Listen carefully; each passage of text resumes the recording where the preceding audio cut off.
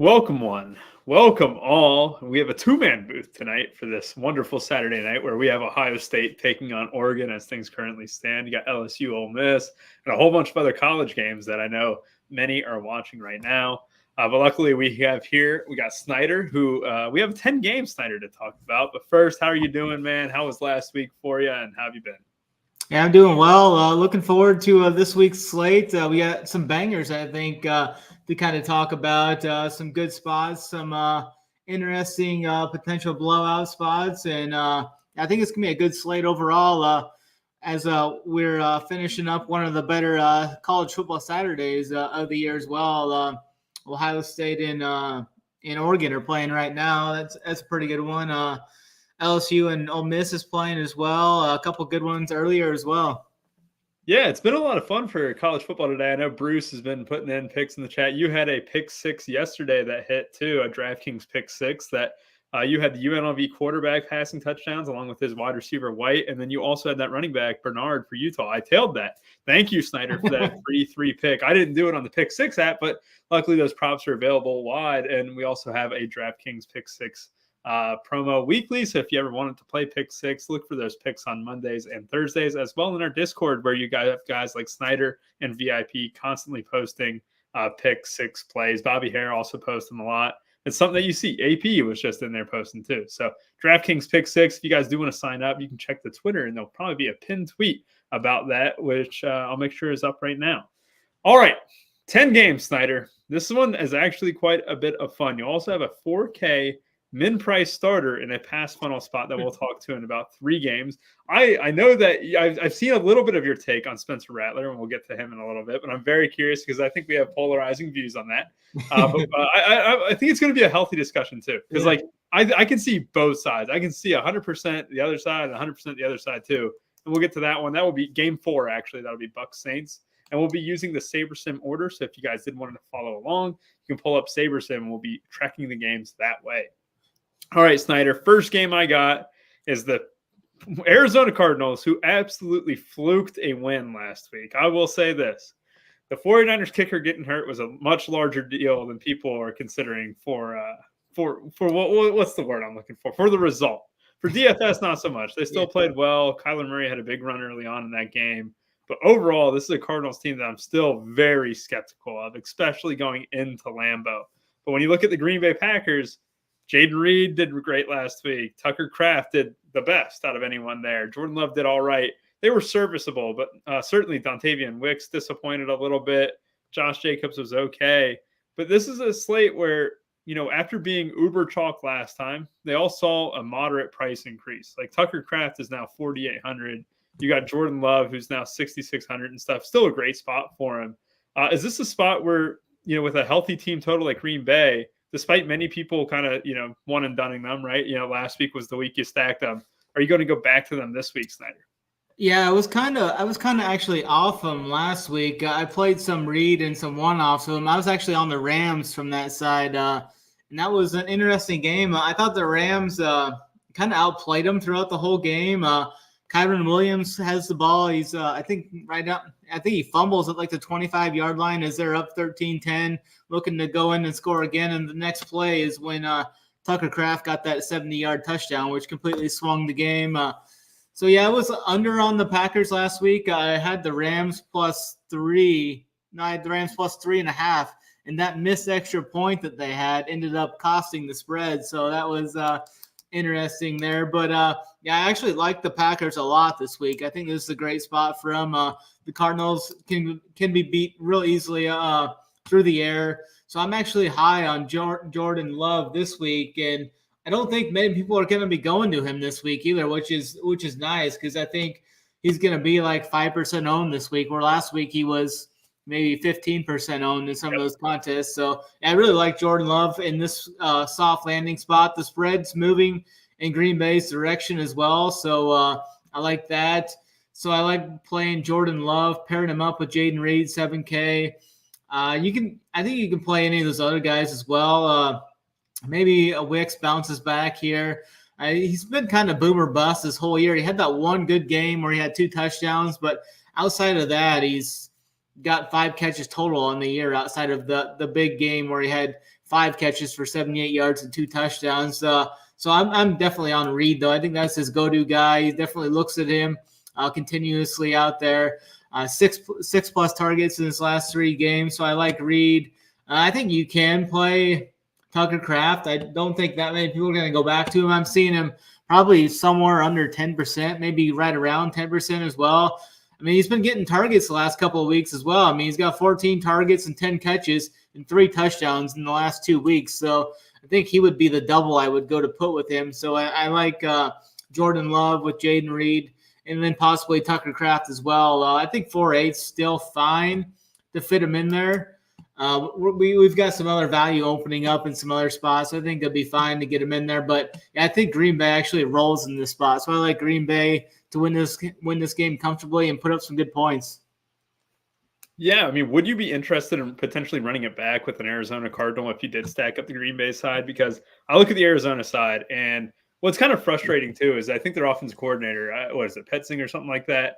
He mentioned how, we're at our best when we're spreading the ball around. And it's not just one guy going off. Like, you'll see Marvin Harrison have a great first quarter, and then he doesn't see the ball for the next 2, right? The Cardinals are a very frustrating team to kind of play. Outside of James Conner, you're really not sure who's going to get volume. Even Trey McBride has been a little bit underwhelming this year too.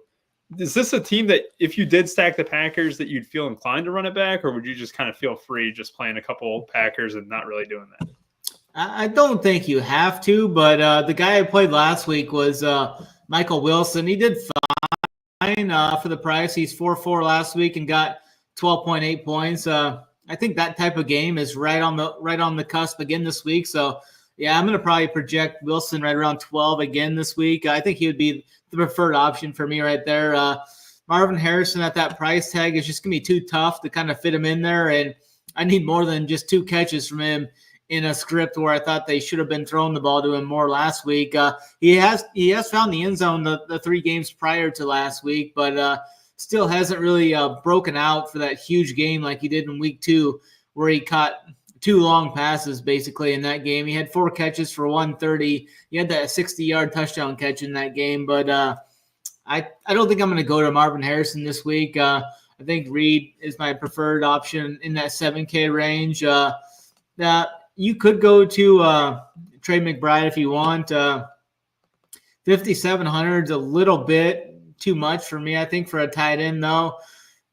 I just don't know if he's got that big upside that I need for that kind of a price tag. I'm watching Denzel Burke's draft stock tank right now. He just got burned again. Yeah, I just seen that. He just got burned by Ted Johnson. I'm sorry. When I looked up, we're talking about Ohio State wide receiver Marvin Harrison. I just look up, and Denzel Burke's again chasing a wide receiver, just full sprint. But yeah, I'm with you. I don't really feel a need to completely stack it. I just need to see more from these guys. I need to see a focus into them. And I think these guys are good enough. We've seen McBride go off and stuff. We've seen Harrison go off. It's just a little bit of a concern for me. And I think unless it's like a very large field tournament, I don't really feel the need to play an Arizona Cardinal at all. And this is the Millie, it's the Millie Roundtable. I do think it's okay. But for me right now, they are not a priority at all. I'm with you on the Green Bay Packers. And I just have a thing like Kraft. It's time that maybe with Musgrave on the IR, treating Kraft like he's a top 10 tight end in this league for fantasy football. Because, look, there's not a whole lot of good tight ends out there. The bar is incredibly low when you say top 10. It's not like there's a list of 5, 6 great guys. Like, hell, he could even be top 5 with the way he performed last week. I just think there is merit to kind of playing these mid-tier tight ends. I'm still a big fan of punting completely. But, however, at 4,800 and stuff, where, you just saw him go off last week and people want to kind of, hop off. Why? He hasn't really shown you a real reason to hop off. You just saw what is capable of tight ends against the Cardinals here. Didn't Kittle score last week, right? Like, I don't know. I just think there's a lot going in Kraft's favor, and I don't want to completely abandon it. He would be one of my favorite pieces to pair Love with. All right, let's go ahead and go to the Browns and the Philadelphia Eagles here. I will say this. Deshaun Watson is just it makes me want to gouge my eyeballs out, Snyder. Like, when I'm watching him, I played Amari Cooper last week. Some of these throws are not even close. And then some of these sacks he's taken are just terrible. And this is, again, how many straight weeks can we find the Browns and Deshaun Watson in favorable spots? And it feels like time and time again, you're sitting there thinking, man, they can really throw against the secondary, or they're going to have to. at the end of the day, he might just suck as a quarterback. And you know what? He does suck as a quarterback right now, and it's not even really close. I will say this, Snyder. Amari Cooper did fine. He got a lot of targets and stuff, but I'm crossing off the Browns right now until further notice. That you've had how many nut spots in a row for the Browns? They're going to have the Bengals twice in the schedule later in this year. Until Deshaun figures it out or gets benched, I'm done with Cleveland right now. But for Philly, this is going to be a tough matchup where I think a lot of people are looking at it. You got Brown and Smith coming back. This isn't a great spot, but they still have such a super healthy team total, like almost 27, almost 28, Snyder. Like there's a lot of merit in the stacking Philly up where, a lot of people see this as a poor game environment. Saquon's going to be a little bit chalky, so is the defense. But you could kind of target this passing game a little bit, right? Yeah, I think so. I actually like A.J. Brown in this spot quite a bit. Coming back, finally healthy off the bye week. They held him out an extra week, which ended up being an extra 2 weeks to get through the bye week there. And he gets one of the better matchups here. He's actually crushed in man coverage. And Cleveland's running cover one or man coverage at a 76% clip this year. So I think A.J. Brown is in line for just a monster comeback game here, I think, 7,800. I don't think many people will be going to him either with the price tag up there without nothing in his game logs or anything to really look at. So I think A.J. Brown's going to be under 5% owned, probably maybe 1 to 3% owned, potentially even. So I think he's interesting for tournaments. You get Devonta Smith coming back as well. So my preferred option is A.J. Brown, maybe even just as a one-off. I think Jalen Hurts is a really good play more so on FanDuel, I think, because he's quite a bit cheaper than Lamar over there.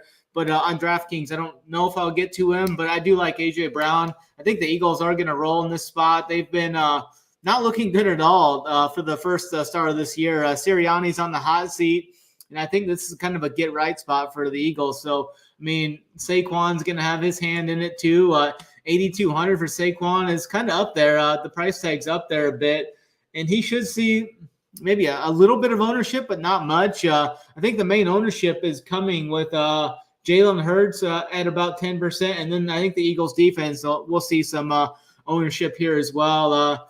I like the cheaper defenses, though, this week, so I'm not going to be spending over $3K, I don't think. So I've got my eye on 2 defenses that I'm really going to target this week, so I think I'm going to be out on the Eagles defense, who hasn't even scored more than 8 points or more than 7 points the last 4 weeks. So I'm going to be off the Eagles defense at that price tag, but I do like A.J. Brown quite a bit here. You can play Goddard if you want. I think Saquon, I think they're gonna score points here for sure in this game, but I think A.J. Brown is definitely my preferred option.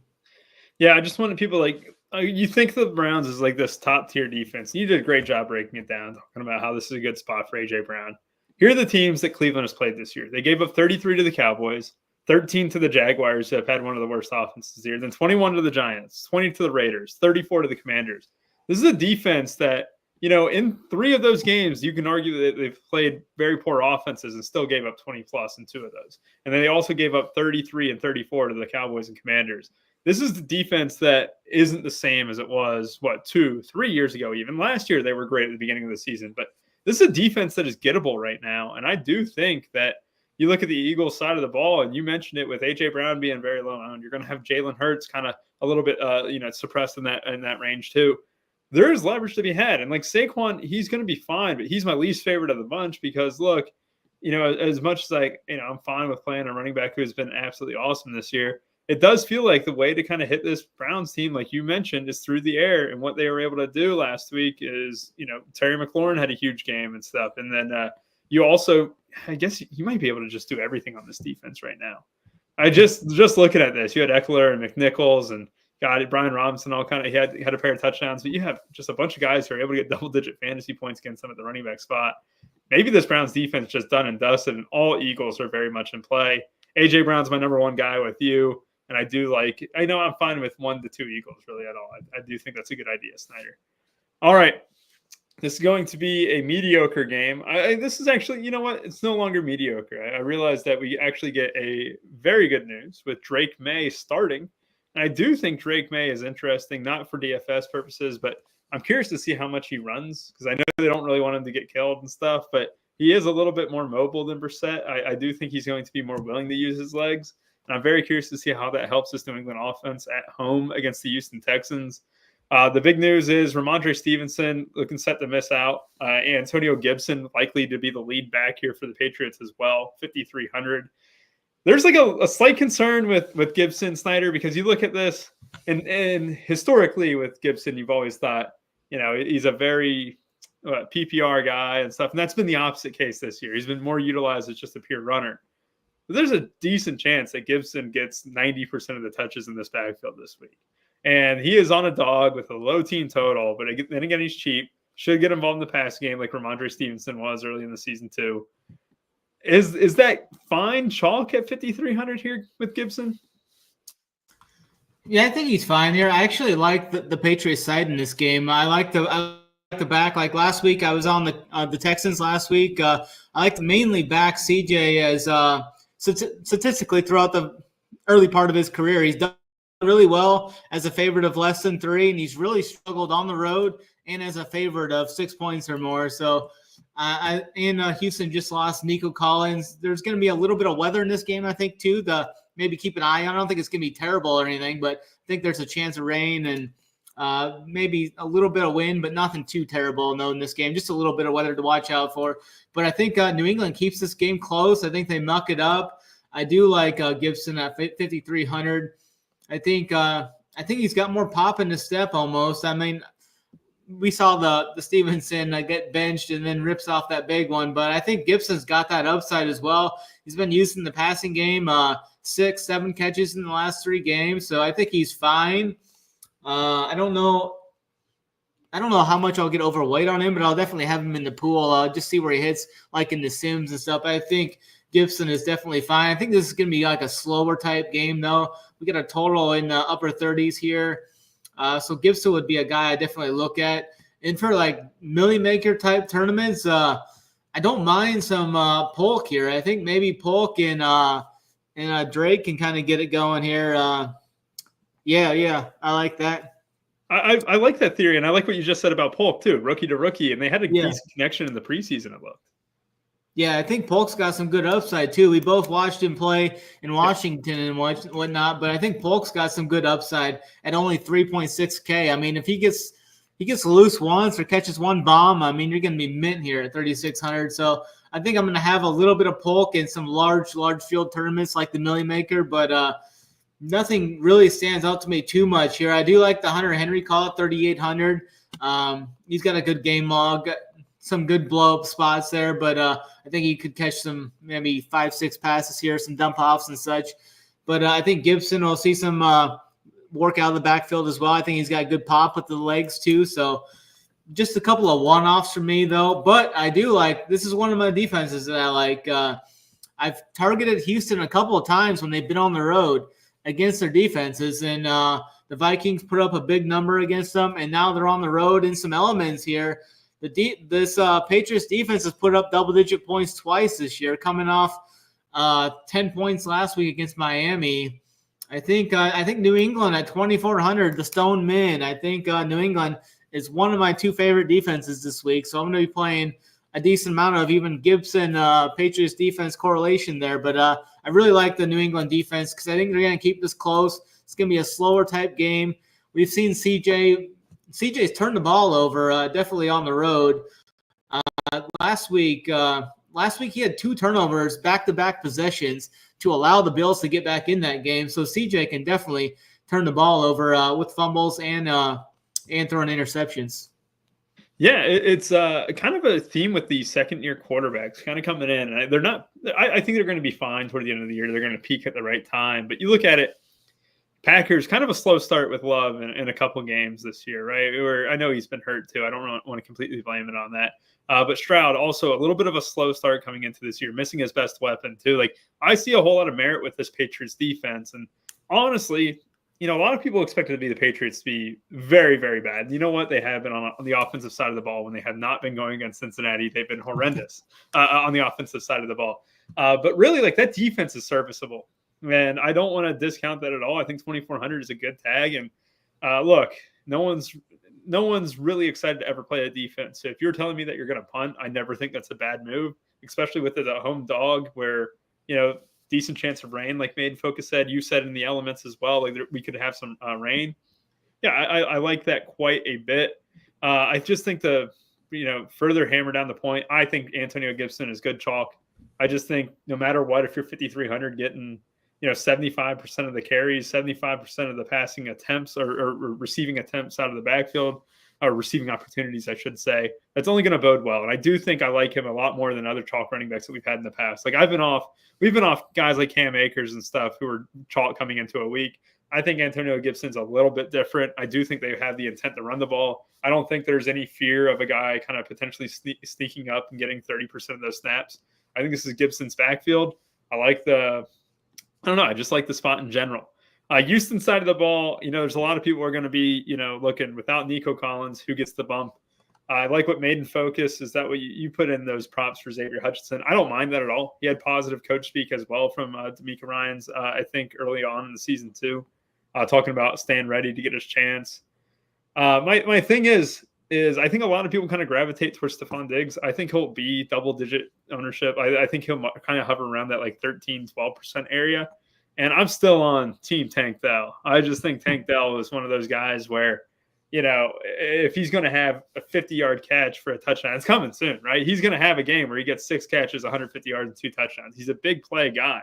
There's been a couple times where Stroud and him just missed a little bit. And I think there was even a time where Tank Dell slipped or dropped a wide open touchdown early on in the season. Like, I just want to be early on Tank Dell. And if you're telling me that without their number one weapon that he's still going to be low owned, I'm going to rifle him. It's still a decent team total. He'd be my favorite play on this Texan side of the ball.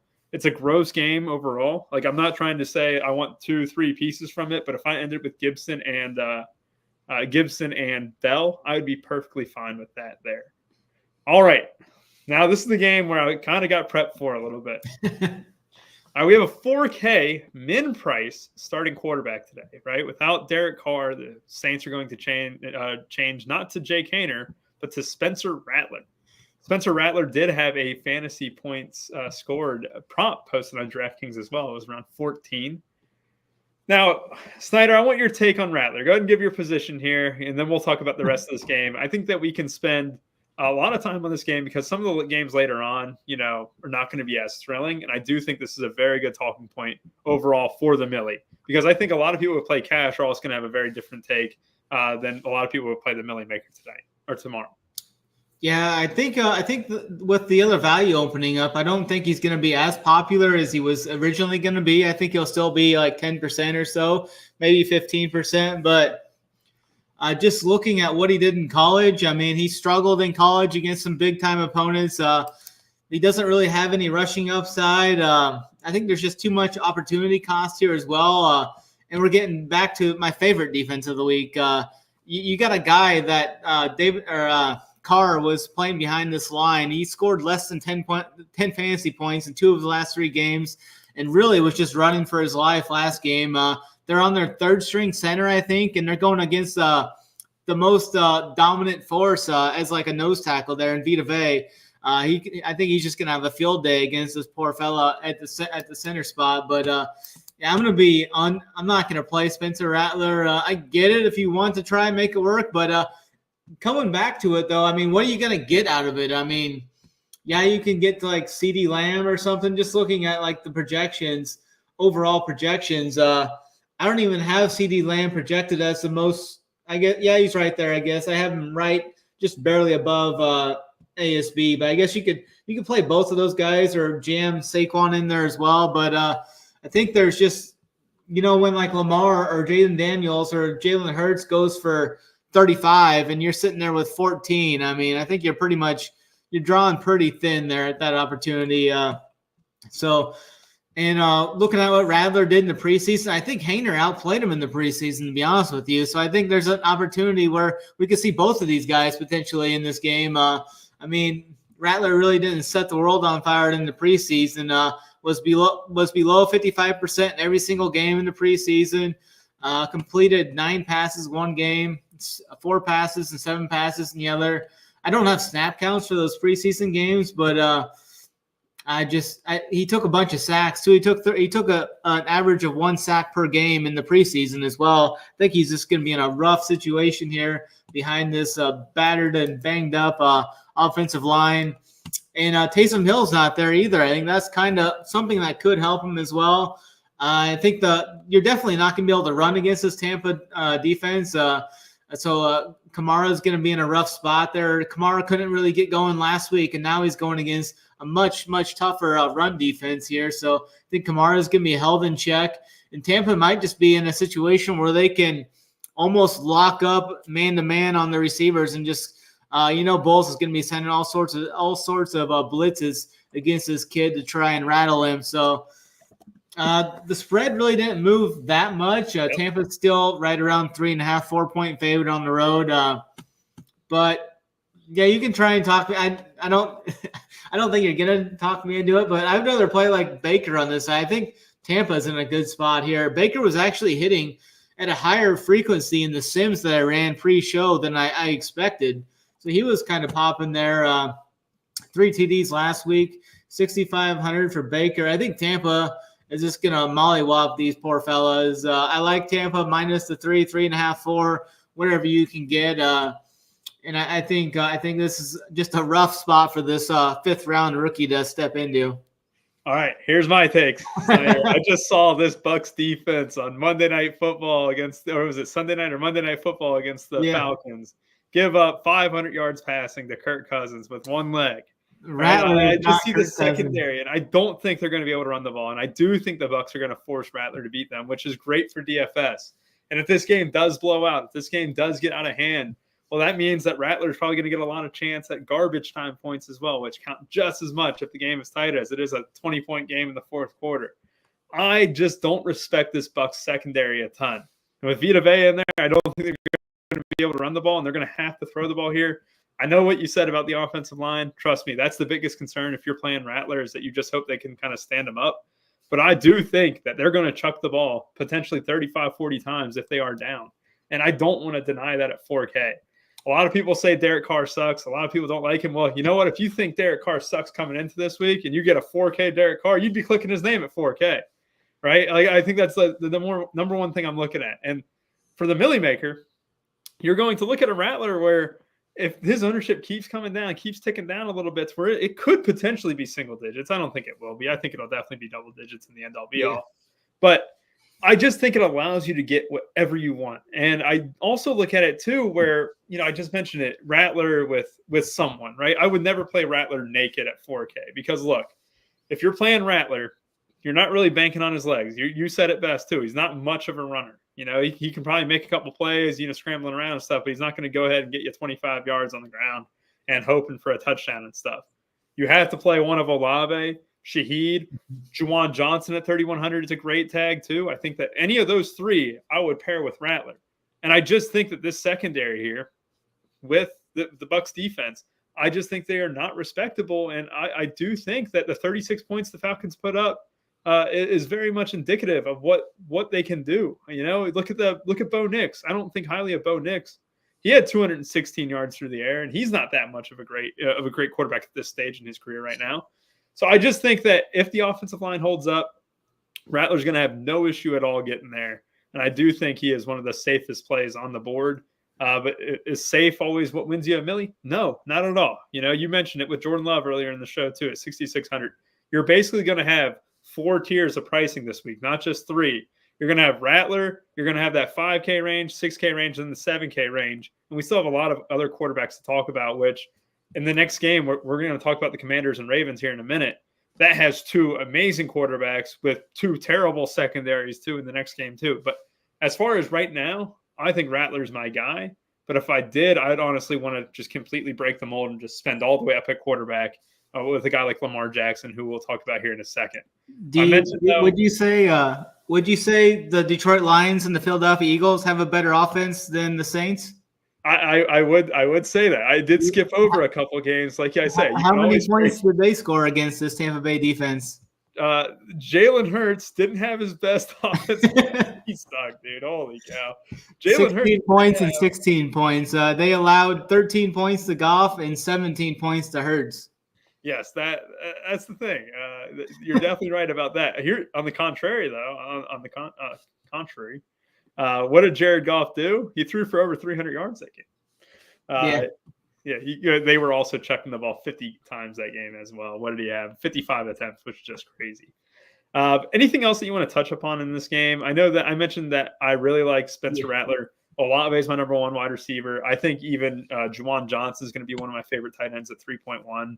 I just think that I think we definitely need to talk about probably the most highest owned guy on the slate. It's going to be Bucky Irvin with Rashad White out. Yeah, Bucky Irvin's just in a smash spot here. I actually liked his upside more than White. I thought he was a better talent than White, and now he's finally going to be fully implemented in here. He's going to finally see double-digit touches in this game. He's going to see good work in the passing game.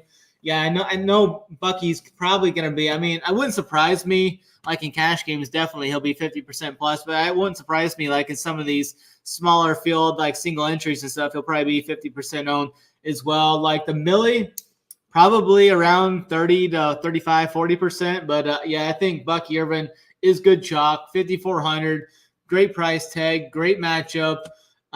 So I think Bucky is just in a really good spot because I expect Tampa to be fully in control of this game, up in this game with a lead in the second half, just kind of leaning on Bucky, letting him kind of spin here.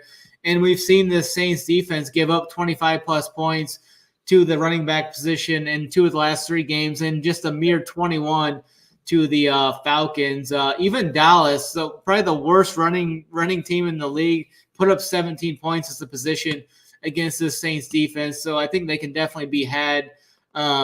The Chiefs last week, even with what they have left at the running back room, put up 26 DK points. So I think Bucky is in a smash spot here. Yeah, but Ben King, I really want to know why. Elaborate on why Bucky would be bad chalk, because you look at bad chalk, and we've seen it before. Like a guy like Cam Akers who doesn't offer much, passing upside or receiving upside, I should say, and doesn't offer maybe a huge role. Bucky has both those things, and he's even better spot than a guy like Antonio Gibson and stuff, where you're definitely going to get carries. You're definitely, I shouldn't say definitely, but you're probably going to win that game. You're a decent sized favorite. Like how is Bucky bad chalk, man? Like I just think that he is one of the easiest clicks on the board, and there's just when you fade him, like you're really hoping that how does he not get there? Like he can get there in receiving, get there in rushing. Yeah. Rashad White was a vacuum of touches last year. Now you're going to get that same amount of workload with Bucky Irving. I just think it's hard to fade him. If you do, though, like I don't mind what you're saying here. What you said about playing Tyrone Tracy and stuff. Like I think that would be fine. But it would be kind of interesting to see if he can really perform bad enough to where like he's just not even a factor at all. Overreaction on FanDuel too. Tracy is not on the DK main slate. Oh, gee, FanDuel, yeah. I was looking at it. Yeah, that's Sunday Night Football against. He had to have been talking about FanDuel, I'm guessing. Yeah. Overreaction injury tags, and he's an okay floor play ceilings. I don't know. I just think he's a great floor play, and I think his ceiling. He's got 12 off minimal work. Yeah, that's the thing. But I do respect it in large field tournaments. If you're doing that, I'll tip my hat to you. You're thinking different. You're thinking outside the box. Everyone's going to say the same thing that we are about Bucky, which we all think he's great chalk. And I do think that's my favorite path, Snyder, where I think anyone who plays Rattler might follow that same path where you're just like, oh, I'll go Rattler, Olave, Bucky, which, I'm not getting unique by doing that, but I better find a low-owned play if I'm doing that and making sure that I'm still different enough in single entries and stuff. All right, let's see here. Okay, let's go move on to the next game, I guess. Like I was just seeing if there's anyone else worth mentioning. Mike Evans, they mentioned wanting to get going early again and again. Something that you have seen is a lot of first quarter targets toward his way. Not really interested in K. Dotton myself. Chris Godwin, I'm fine with. I'm very fine with 2 or 3 guys from this game, Snyder, even if I'm not playing Rattler. It is a great game in a dome. All right. Now I'm going to give you the floor here. I hate to say it, Snyder, but I look at Commanders Ravens and I just see a one-way ticket to the Ravens opening up a can of whoop ass on the Commanders this week. I don't really see anything different here.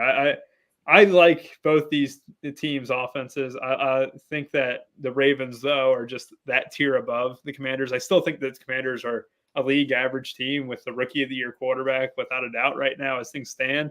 but I don't think that they are in the same category as the Ravens here. And you being a Ravens fan, I wonder if you agree, but I just think the Ravens might end up scoring 40 here today.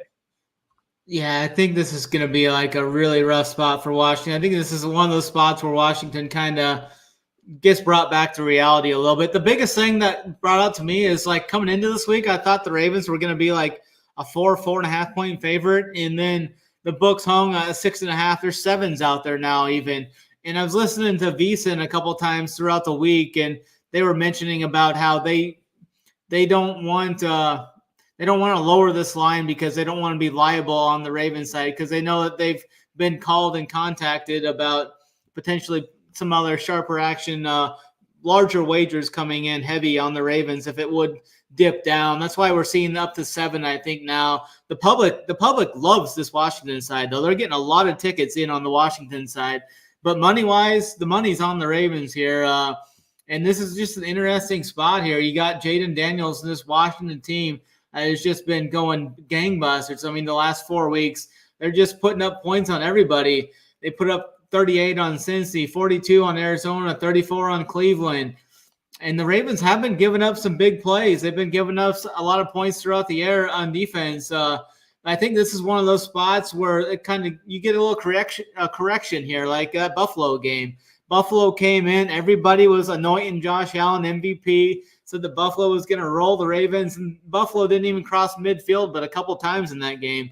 Ended up being 35-10. I see something similar to this in this game. I do like a couple pieces from Washington, though.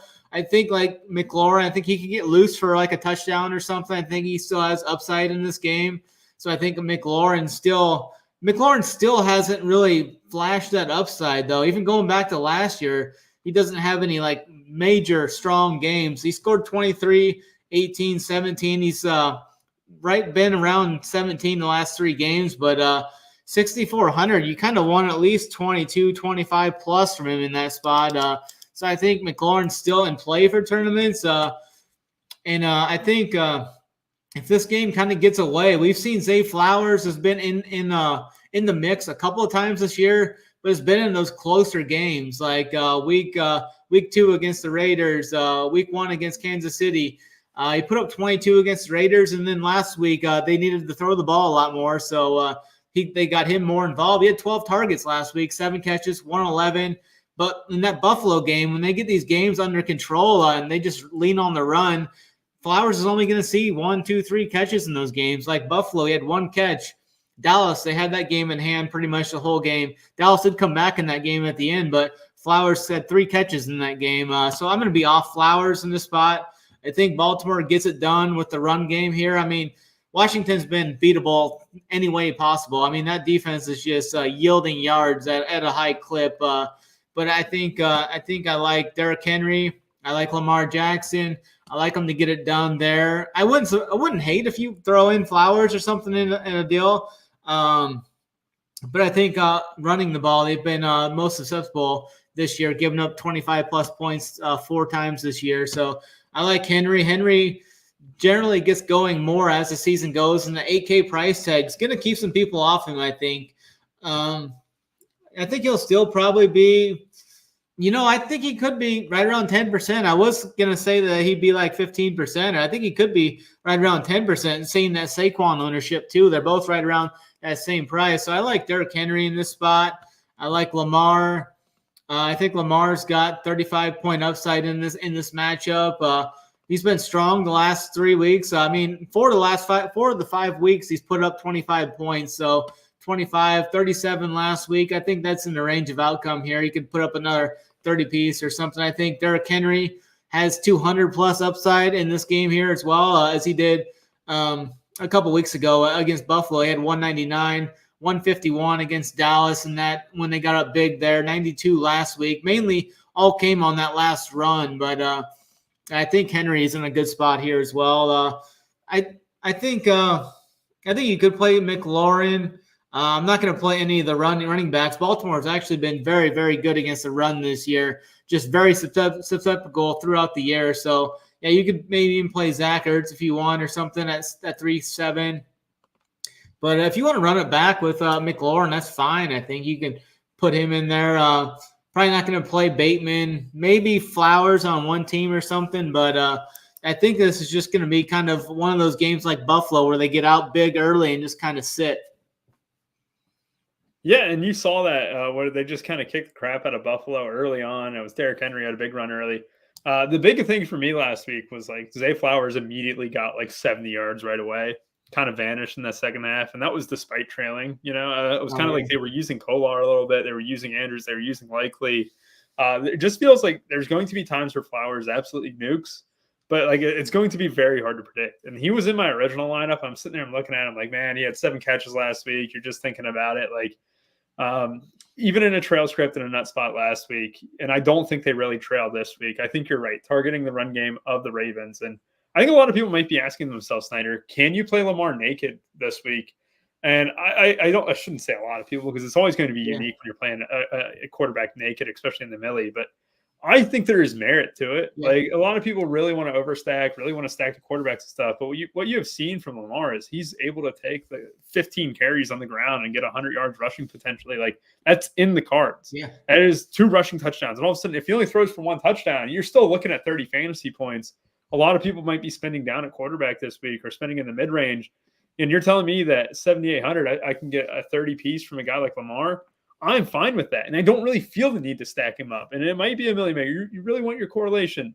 I mean, my correlation is his legs in the end zone. That's all I need. I just need him to carry the ball like he has been doing this season. He's been carrying it at a very, very high clip. I want to look up how many carries he has because it feels like every single game I look up and he's just got a substantial, even in the Bills game, what you saw from him rushing wise, like he had 54 yards rushing in a complete blowout last week against the Bengals, 55 yards and 12 attempts. Like, I don't know. There's just paths happening, and I'm very bullish on Lamar in general. Someone mentioned the Baltimore defense earlier.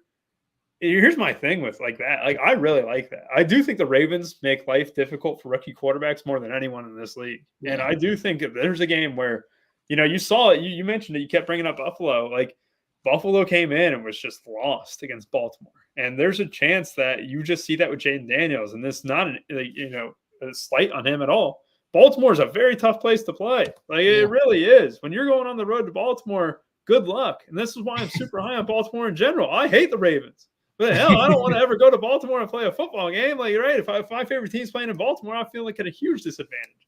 But I really just think this is going to be one of those games where Baltimore kicks butt. If you're wanting to play Eckler with Ryan Robinson out, you better hope he does it through the passing game, which is certainly possible. You're hoping for some dump offs and stuff, full point PPR. Like I think that's fine, but I do think that Jeremy McNichols is still going to get 40% of the work. I don't think this is just going to be Eckler's backfield. I think there you could even see a 50-50 split in that backfield. And with the amount of times that kind of Washington airs it out, like it's not a whole lot. It just puts me off entirely on the Washington side of the ball. I think in a chase script, Eckler could be, have some merit. You would probably need a lot of catches from him. But Ertz would probably be my favorite guy over McLaurin. And I just think Ertz is that safety net for Daniels. And I do think that there's a path where he could get 10 targets if they're trailing in that second half and having to throw it below the sticks each time. I think Ertz could thrive in that spot then. But Ravens with Lamar, Henry, and then kind of everyone else in that sense. All right. So we went through 5 games that were actually pretty good. All right. And I'm looking at the clock. Man, we got 45 minutes in. And well, luckily, the next 3 games are all kind of underwhelming, so we're going to kind of breeze through these a little bit. We're not going to completely get off the gas here or anything, but we're not going to be as extensive with these. But this one is probably the last of the okay ones, and then we'll get into the Chargers and Steelers after this. But right now, Colts at the Titans. Tony Pollard is projected for mega chalk, which decent play. I think Pollard, like I said, he's got the juice a little bit. Even with Tyjae Spears being there, it does feel like Pollard is the guy there. Outside of him, you have the Titans defense that's pretty chalky, Snyder. I think them and Pollard are going to be a popular duo. Anthony Richardson looks to be giving it a go, as well as Michael Pittman and Josh Downs. That's an offense that I don't love the target with Richardson coming back and Trey Sermon being 6K. It almost feels like it's Pollard and the Titans defense is the only guys who are going to be chalky in this one, and for good reason. Anyone off the board that you're looking at? I kind of like Tennessee in this spot. The line's moving in their direction too. It's kind of interesting how the line movement in this game moved so much when Joe Flacco was ruled out and they brought in their starting quarterback Richardson, and it moved against the Colts 2.5 points or something like that. So that was kind of funny. But I think this is a good spot for Tennessee off the bye week. I really like the Tennessee running side of the ball on this game the most. I think Tony Pollard is a really good option at 6K flat. He's been consistent this year, 15 plus in 3 of the last 4. He's hit 90 plus in 3 of the last 4 games, total yards.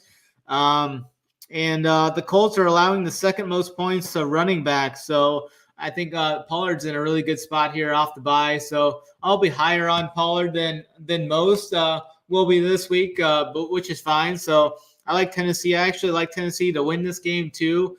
And if I'm not playing Pollard, I will play some Calvin Ridley. I think Ridley's in a good spot here. I like him for some deep shots here in tournaments. Ridley and Hopkins are fine for like million maker type builds and such. I think they could have some success against this Colts secondary as well. So, I mean, you got another quarterback here. You got Will Levis at 4,800, 800 more than Rattler in what I think is a much better spot. He's put up 16 and 13 in 2 games. There's liability of him getting yanked though as well. So you got to be kind of proceeding with caution with that. But I think Levis, Ridley, and a million maker. I mean, I could win you $1 million. I think if that hits. But I really like Pollard the most in this game. And then I would look at Tennessee defense a little bit if I was going to open up the defenses a little bit more. They put up 10 points last week in their last game against Miami, a couple of sacks. They've had at least 2 sacks in the last 4 games as well. Richardson can turn the ball over as well. So slight lean to Tennessee defense. If I played Pollard, maybe as a little correlation there, but Pollard's definitely my favorite play in this game. I like the upside of some of these other guys. And then, I don't know. I mean, Josh Downs is fine there at 5,500, but you got Richardson trying to throw him the ball now. It's crazy to me. Like Alec Pierce has been the best receiver for the Colts, and it's crazy just because every time you look up, you're like, man, Pierce has like 100 yards and a touchdown, and you're just wondering when that is going to end. I just don't think it continues, but it's always the funniest thing where Pittman's been really just left in the dust, and then as soon as Downs comes back, Josh Downs immediately becomes, more of a factor than Pittman. But we also have a bunch of Colts chatter here where everyone is just on the DeAndre Hopkins train, which I love it when that happens. When a guy off the board a little bit is completely populating like this. And even like the Colts fans saying, yeah, I'm a Colts fan here, and I think Hopkins kills us. Well, you're going to get a guy who's under 5% owned. And they've been talking about increasing Hopkins' snap share and increasing it to like a full load and stuff. And what you're seeing from the Titans is a lot of coach speak, specifically more about Ridley, but also about Hopkins getting more and more involved. If this game does kind of shoot out, and we have seen Colts games shoot out, like what did you see from Justin Fields a couple weeks ago? Well, he went absolutely off as Jeremiah Smith gets into the end. There you go. Had to interrupt that. I really needed that one. But you really just have a bunch of stuff where if Hopkins at 5,100 and you have conviction on that, roll that. I will gladly play Hopkins in a few teams because we know his talent. We know that his workload is increasing. Like, it would not shock me at all to see 6-7 catches from him in a great game environment on a team that has been constantly exposed defensively. And, this kind of reminds me of like, you just have trends that pop up and you're like, man, this is a good team to target against. Well, and we've seen that in the past with some of these teams. You have the Texans and Colts combined for 56 points. Packers, Colts, that was Malik Willis. Even have Bears and stuff. But like the Steelers, 27-24. Jaguars last week, 37-34. Like there is a ton of upside in these Colts games, and I don't mind stacking it up. And I just wouldn't go out of my way for the Colts side of things, but I do think it does get interesting if you did, a Hopkins and a Pollard, right? Where I feel like a lot of the million maker winners that we have seen, I've seen 2 guys from one team end up in the optimal without a quarterback. That could absolutely happen with a guy like DeAndre Hopkins, only 5,100 and completely unowned with Pollard. Like I don't hate that at all. I do like the discourse in the chat there a little bit. So very happy with that. Snyder, let's go ahead and move on to a underwhelming game.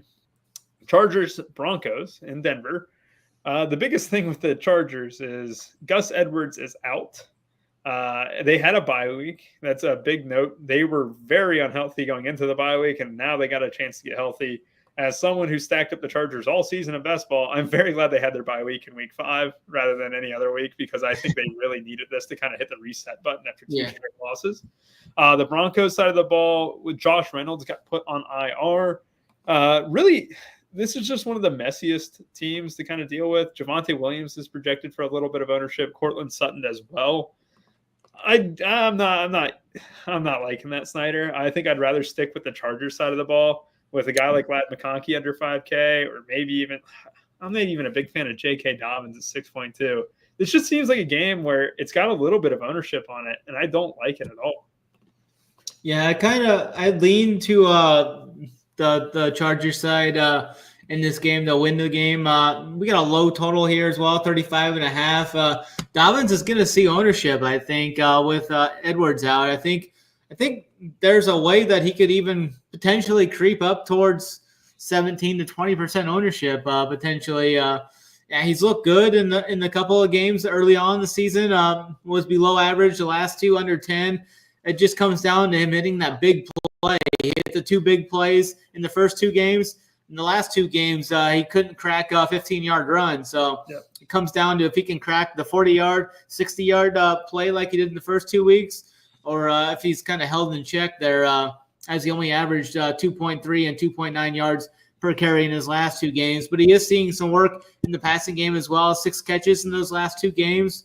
Was up against some tougher tests there with the Chiefs and the Steelers. I think this is just like a really slow game, like a slog game, 35.5. Really don't want to overcommit too much to this game. Dobbins is fine. I think maybe Ladd McConkey's a fine option there in that mid-range. He's had a couple of decent games, found the end zone twice in his 4 games this year. I don't see myself really forcing too much here at all. Maybe a slight lean to Dobbins, but if he's going to be chalky, probably not. Yeah, I'm with you. I'm kind of shocked to see the ownership. I get why. And this is where, where's our guy thinking at? I think J.K. Dobbins is an overreaction to an injury, right? This is where I think the overreaction is, where Gus Edwards is out. It must mean a larger role for J.K. Dobbins, when in reality, I just think a guy like Kamani Vidal might just step into that Gus Edwards role. It might marginally help J.K. Dobbins, but it's nothing that I really see that pushes him over the edge to make him owned. Like, we've seen so many values pop up with Bucky Irving, Antonio Gibson this week, and you also have just other guys who are going to be factors who we've already talked about at the running back spot. I just don't see the need to click on a guy in a 35 total, or 36 total. It's just gross, Snyder. So I'm very much kind of off this game. I do think both the defenses are fine. Though last week, I think what you guys mentioned, the Broncos defense is actually halfway good, and they actually are. And this is where it just kind of creates that gross game environment. I'm not clicking Cortland Sutton's name, even though if there was a guy I'm kind of warming up to, it is Cortland Sutton. I do like his role a little bit there in Denver. What you're seeing is a very clear number 1 wide receiver, which is good to see. Bo Nix does trust him. But like Javonte Williams, I don't know. Jaleel McLaughlin and Tyler Beatty are going to get the same amount of snaps and carries, it feels like. Sure, you might get the catches a couple of times, but I'd really rather not play a very chalky or a moderately chalky Javonte Williams ever. All right, Steelers at the Raiders. The Raiders' wide receiving core is just so thin. Jacoby Myers has turned to doubtful, and it leads us to a Trey Tucker-led receiving room, which, honestly, Trey Tucker balls out. Brock Bowers is a stud, and I'm really kicking myself, Snyder. Last week was probably one of the worst lineups I've made for a main team, and I got just wrecked overall. I just didn't have a good week. And the whole time, even though I got killed on the early slate, on the early stuff, I'm sitting there, I'm like, man, I really should have flop flagged Brock Bowers.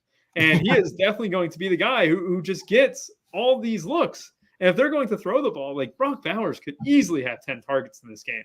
And I think a lot of people are going to see a very tough matchup against the Steelers, a very high price tag for a tight end. But I just think that you could make the case that Brock Bowers is 1K too cheap. And it's something where I'm just kind of looking at here, Snyder, and we have a lot of salary to work with. You mentioned we have a lot of value popping up. Where are you going to spend that? Well, if I'm not punting at tight end, if I'm not going down to Juwan Johnson with my Spencer Rattler, I'll spend up for Brock Bowers gladly, even though it's a very tough matchup against a very tough defense. I'll gladly take him at 6K. Yeah, I think he's fine. He's in play for sure. This is another one of those games that I think it's just going to be very, very slow moving. We got a 3-point spread in this game. A total in the mid 30s again. This is one of those spots I'm just not going to try and overly force anything either.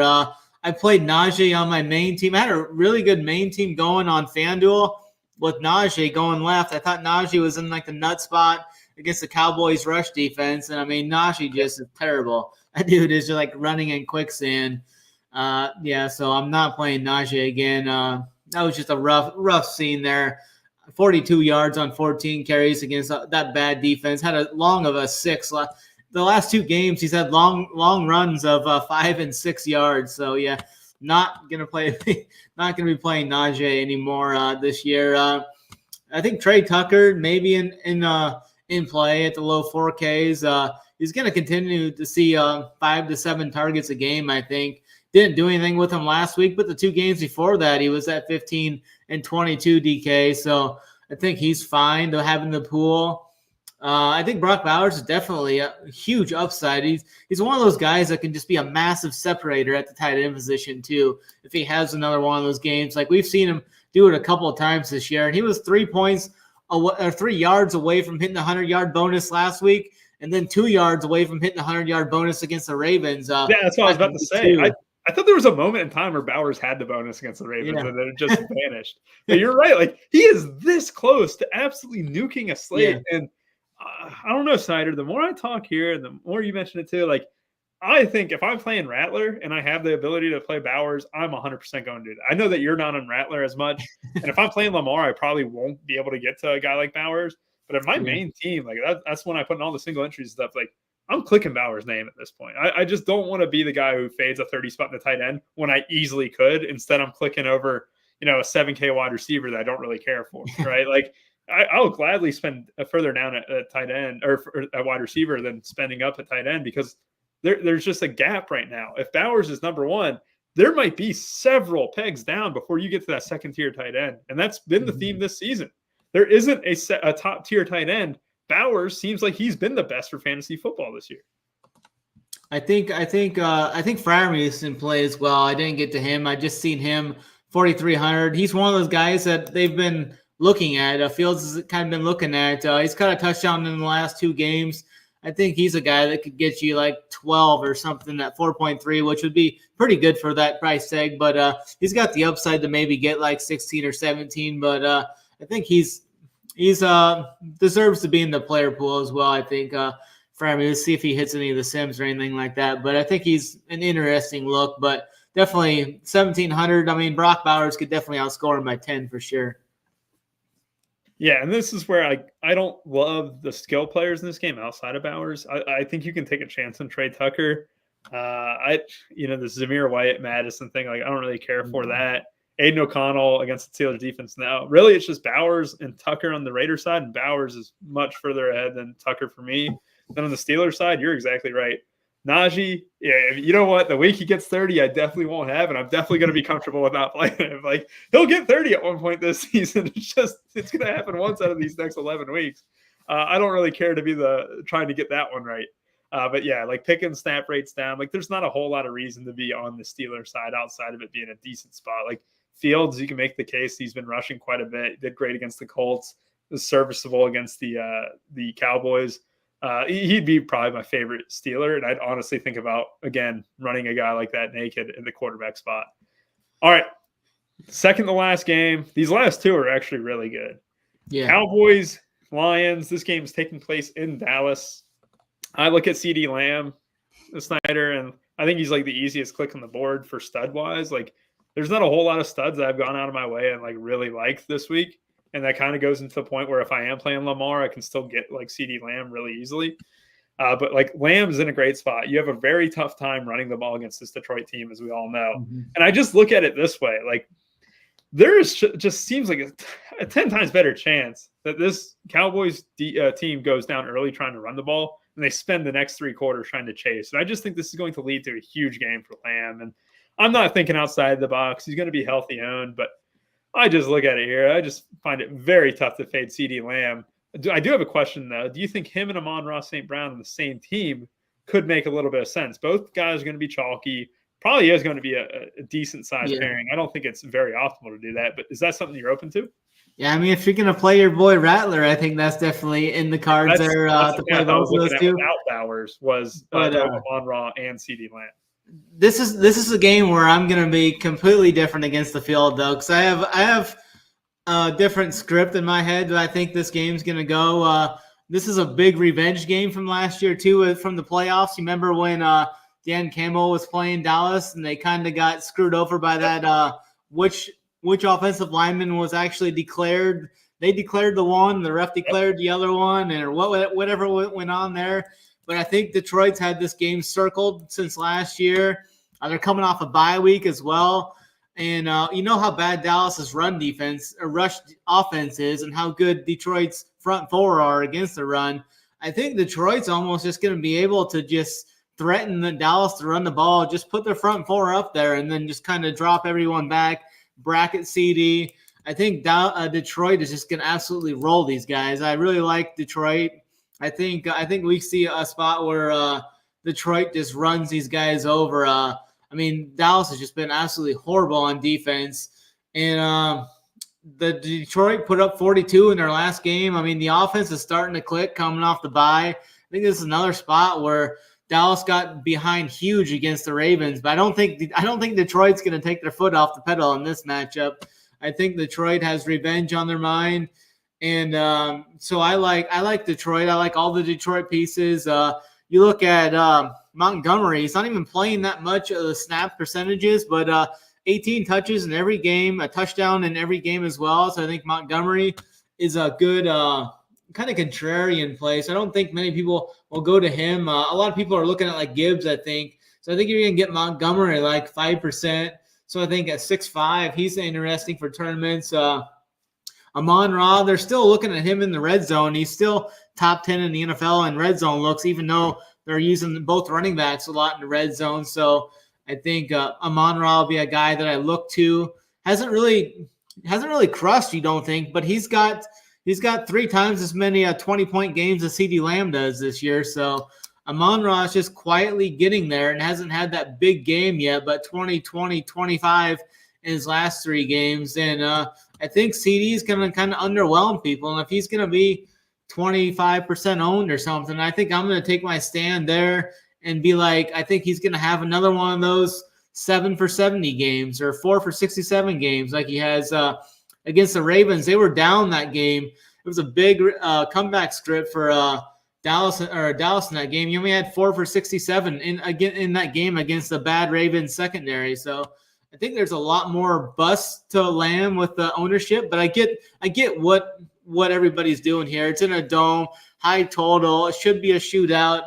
I just think Dallas is going to roll these guys. I don't see Dallas really getting many stops, and I don't think Detroit's going to take off the foot. Correct you, because you said Dallas. You think Detroit's going to roll, right? Yeah. I think Detroit's going to roll. I don't think they're going to take the foot off the pedal like Baltimore kind of did. So this is the one spot where I'm completely different than the field, and it's going to probably make or break my weekend. But I really like the Detroit side. I want at least one Detroit piece on every team I build this week. So I want like one of Gibbs or Montgomery or Amon-Ra or even some Jameson Williams at 5.8. I think he could have a big game here and have one of those spike plays that we've seen a few times this year. I think he's fine. I think I would maybe run it back with some. I could play some Tolbert at lower ownership.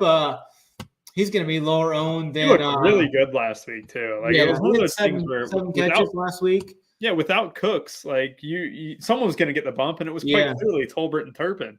I think Lamb still has a big day, but like I can see that if you're looking for leverage off Lamb, you have it with Tolbert right there. And Tolbert looked great last week. He was the optimal captain in that show. Yeah.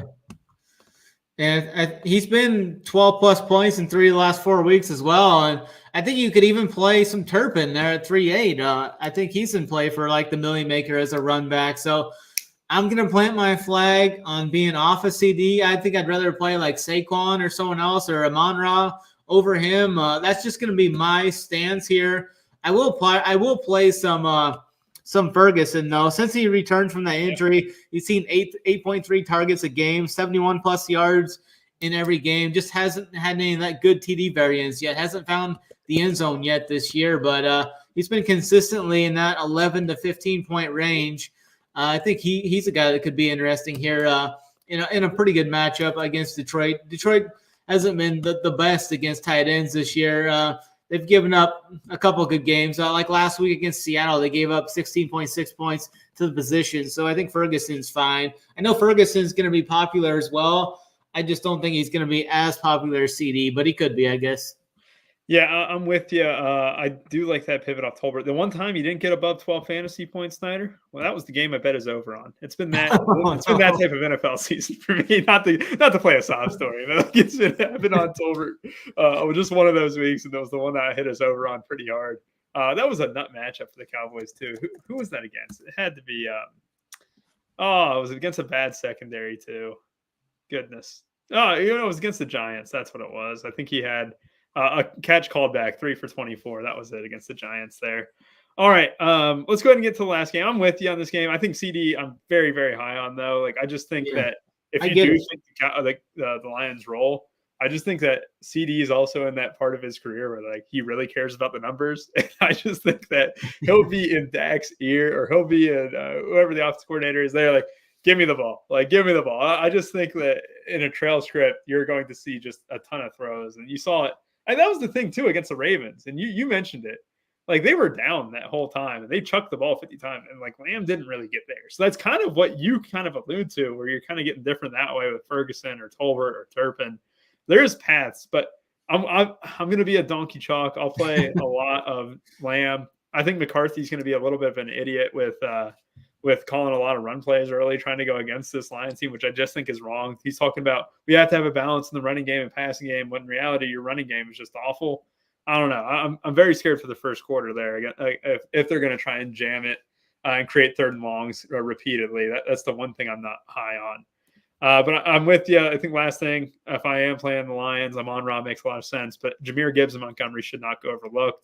Cowboys defense absolutely horrendous against the run. If you're looking for low-owned running backs in great spots, those are two of them right there. Why are they low-owned? Well, you don't really know who's gonna do what. But I think Montgomery could be safe. If they're really killing the Cowboys here, you could see 20 touches for him. And I do think that'll be very unique, under 5% play there. All right. A game that is sneakily really good, and a game that I think Bijan Robinson will be talked about a lot tomorrow morning. Yeah. Let's look at Bijan here. 6,600. Feels like you just see the talent when he gets the ball, but sometimes you're just like, man, like this is all he did, right? Like he just got me 15 fantasy points, didn't do anything else. Like we haven't seen a ceiling game from him yet. And you're going to see a very chalky play against a team that gives up a lot of fantasy points running backs in the Panthers.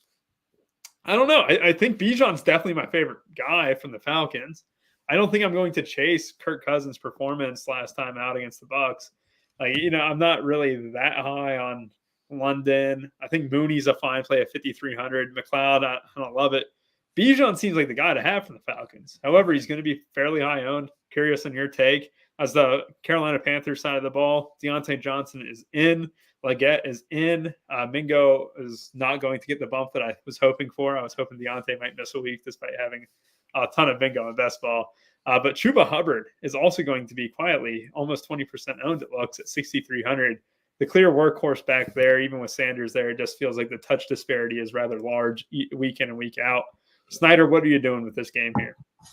Yeah, I mean, you get the nut spot here for Bijan. It's almost like Bijan's almost like a Ponzi scheme, kind of him and Kyle Pitts there together. I mean, he just keep expecting all this stuff out of him, and you just never get anything. But you look at this Carolina defense, what they've allowed this year, the running backs. I mean, they've allowed 35, 30, 20, 41, 35. I mean, it's been absolutely getting wrecked by running backs. And then you get the talent. Everybody thought that this was the number one talent coming out of college and whatever. Really didn't do nothing last year. Really hasn't done anything yet this year. Man, if you can't get it done here, then there's something wrong. But there's something there here. I mean, Algier is still going to see work. I mean, they're still going to give him the ball. He's got good pop in his step as well. I mean, whether you like it or not, he's still going to see 20 to 30 snaps in this game like he has every game. Even going back to last year, he's going to see 6 to 9 carries in this game. So, I mean, the ultimate leverage play would just be playing like Algier at 1%, hoping he can knock off a long one. But I don't think I'm going to – you never know. I could maybe throw him in a million maker build or something like that. But, I mean, everybody's going to point to Bijan. He's like ranking super high in all the models and all the sims and everything. Just a great play on paper. I think I will play some Bijan. So I'm not going to play CD, but I still have some caution with it. I know, even though it's looks to be the nut play. So I don't know. I'll still have some Bijan. I'm not going to be – I'll probably just try and get aligned with the field just so I don't get burned if he goes off and doesn't hurt me too bad if it doesn't work out. I'm going to continue to play Chuba, though. I've been playing him the last 3 weeks ever since his role's kind of transcended. He looks good. I mean, he's averaged over 5 yards a carry the last 4 games. He's really got some good pop. I mean, he's caught 13 passes in the last 3 games. 4+ passes actually in the last 4 games. So he's seen good work out of the backfield as well. I think Chuba is another really strong play as well. So he'll definitely be in the player pool for me again. I think this is a good spot for Drake London though as well. You saw what he did. I mean, he's had 60+ yards his last 3 games, 6+ catches in all 3 of those. He's getting targeted at just an insane amount. I mean, he's averaging, I think, like 12 targets a game over the last 3 games. So Drake London is definitely a guy I'll be looking at as well. I think Carolina's going to keep this game kind of rather close too. So I think there should be some back and forth in this. I know Deontay Johnson's going to be a popular play too. If you're looking for like the most ownership you can get, just play London, Deontay, and Bijan together, and you'll probably have about 100% ownership combined there. But yeah, I think they're all great plays. Ray McLeod is going to get talked up a little bit. I'm seeing him kind of pop a little bit. I mean, he's had 6 catches in the last 2 games, double-digit points. If he gets you like 12 or 13 again and he's going to be popular, that's something that I'm just willing to be out on. I mean, if he gets 20, you're probably dead. But if he continues to just get his 6 for 60 and get you like 12 points or something, I think that you can fade that and it's not going to kill you. So that's fine there. Kyle Pitts is going to have no ownership, it looks like. Yeah, when he scores 30, I won't have him on my team either. Yeah, I'm okay with missing the boat on that one too, Stein. I'm done with Kyle Pitts for now. I'm with you, though. Deontay Johnson is also just a favorite of Andy Dalton's, too. Like, that's something that you just consistently see. And he had dropped a couple passes against the Bengals for big plays just a couple weeks ago. Like, I can see myself maybe running Bijan with, like, a Deontay Johnson run back, right? But that's high-owned. And you mentioned it. You can easily play guys who are just super high-owned. Where do you get different on it? So Tommy Tremble, he's out, right? Like, I think Tommy Tremble's missing from this game, which Jatavion Sanders, if you're looking for a punt tight end, I don't know. He's getting a little bit of steam, just worth mentioning. But I think Xavier Legette, I think 6% ownership, I think it's going to be kind of right around there. I think Legette is someone where I think he could kind of rival Deontay Johnson a little bit. And, like, look, I thought it was going to be Mingo who take that step, but Legette looked great against the Bengals. Got a little bit nicked up last week. He missed some time in that second half. But I think Legette is definitely the number 2 guy at 4,900 unowned in a spot where you kind of get leverage off Deontay Johnson. I'm very fine with that. I think on the Falcons side of the ball, you did a good job mentioning like Drake London stuff. Like, I think Mooney and London are just to clear too. I don't have interest in a large field tournament and Ray McLeod right now. Like, he's been so chalky on Showdown that you're just like, man, am I really going to play him on a main slate? Like, it feels like every single time the Falcons are on a Showdown slate, Ray is too cheap. But overall, like, I think I'd stick with Mooney or London if I was playing a receiver. Bijan, though, I'm with you. It's just a nut spot. It's like kind of like you keep saying it's like a last chance. But this is like his actual last chance for me. But I drafted him all offseason. I love Bijan coming into this year, and he hasn't proven much. Yeah. If he doesn't succeed here, I'll kind of going to be a little bit scared. And I think someone mentioned it about not getting enough volume. And this is the thing. Yeah, so this is the thing that makes me mad about like the Bijan thing is like in overtime, he's not even the running back in. And you're like, why is Algier in? Like, why? Why would you spend a first round pick on a running back and then not play him? He's a better pass blocker. Well, that's the thing. They praise Bijan's pass blocking. There's, oh, man, he's really stepped up. He's one of the best pass blockers. Well, why isn't he in on an obvious passing down? He's a really effective receiver. Like, I don't know. I know Algier has been fine. Don't get me wrong. Like, he's been playing great and stuff. But you spent a first-round pick on a running back. You better damn well be good enough to do something against the Carolina Panthers this week. But, yeah, I think that's kind of my take there. Let's go ahead and get into our plays of the day and then head out of here so we can watch the fourth quarter of the Ohio State Buckeyes game against Oregon here. Snyder, under 8% is what we're going for. Under 8% on Sabre, but if you think someone's going to check in lower than that, I know last week I said someone who ended up being like 20% owned. I had to change it. So let's go ahead and get someone who's going to be low owned in the Millie who you like this week. Okay, I'm going to go with one of these Lions that I like. I was going to think the same thing, so I'm going to pivot off that. If you're going to go a Lion, I'm going to go somewhere else then. I was thinking exactly the same thing, though. I think you can play either of these running backs. I'm going to be overweight on both of them. Montgomery is definitely going to be lower owned. They're both going to be under 10%, I think. So I might go – I think both of them. I'm just going to use the Lions backfield as my play of the day. I like it. I was looking at it. I was thinking I was going to go David Montgomery because I was thinking like you go against this Cowboys defense. But if you're going the Lions backfield, one of Gibbs or Montgomery, I do like that quite a bit. For my play of the day, I am actually going to be sticking in New Orleans. A lot of people might play this quarterback, but I don't think a lot of people are going to go his wide receiver. And I think this is going to be a positive thing for Chris Olave. I just think that Derek Carr wasn't the most effective in terms of looking for Chris Olave, and it kind of hindered him a little bit. But despite having all the talent in the world, I think Olave is one of the top wide receivers. I'm high on Rattler. I said that if I'm playing Rattler, I'm definitely stacking him up. That guy is going to be Chris Olave. I do think he comes in single-digit ownership. I just don't think a lot of people are going to be spending $6,600 on a guy with a very poor projection right now around the industry. I just think that Olave just kind of has the juice a little bit, and a lot of people you're going to be able to spend 10.6K on a stack that I think is very, very serviceable in a game I hope they have to throw 40 times.